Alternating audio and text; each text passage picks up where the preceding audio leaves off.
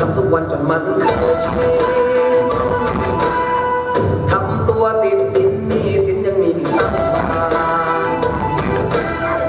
ทำองค์ทำโอจนหัวโตกว่ายังต้องทำการทำมันทุกวันสาวันยังอยู่อีกนานและหน้าที่ต่างคนต่างมีต่างดื่มต่างใจชีวิตที่มีอยู่ต่างคนต่างรู้ว่าต้องทำอะไร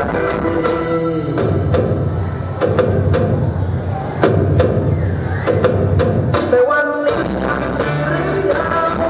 ถ้าอยากจะทำวันนั้นวันนี้ทำดีหรือยังถ้าอยากจะเริ่มเมื่อไหร่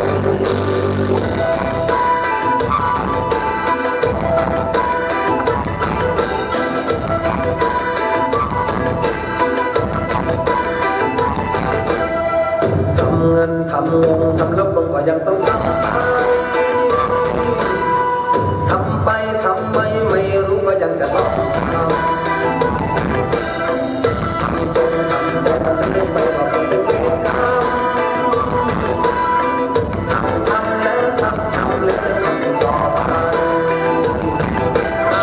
าแค่หน้าที่ต่างคนต่างมีต่างดินต่างใจสิ่งดีๆที่มีอยู่ต่างคนต่างรู้ว่าต้องทำอะไรแต่วันนี้ทำหรือยังถ้าอยากจะทำวันนั้นวันนี้ทำดีหรือยังถ้าอยากจะเริ่มเมื่อไหร่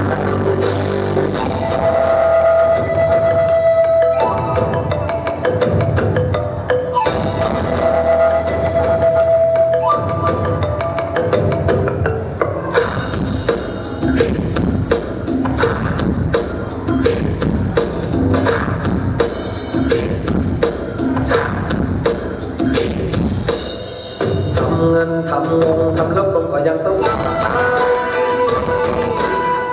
ทำไปทำไมไม่รู้ก็ยังจะต้องทำจงทำใจมันเรื่อยไปว่าคงเป็น